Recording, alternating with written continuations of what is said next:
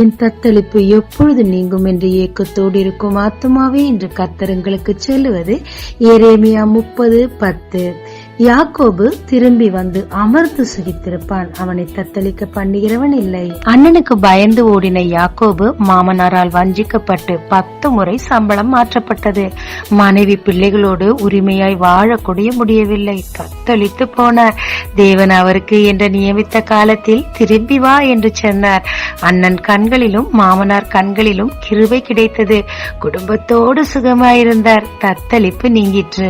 எதுலங்க சிறைப்பட்டு இருக்கிறீங்க? எந்த துரோகம் உங்களை இப்படி தத்தளிக்க பண்ணுது? கவலையே படாதீங்க. ஒரு நாள் கர்த்தர் உங்களுக்கு என்று நியமித்திருக்கிறார். அந்த நாளில் உங்களை சுகமாய் வைப்பார். உங்க தத்தளிப்பு நீங்கும். நம்பிக்கையோட காத்துருங்க. ஜெபிக்கலாமாங்க.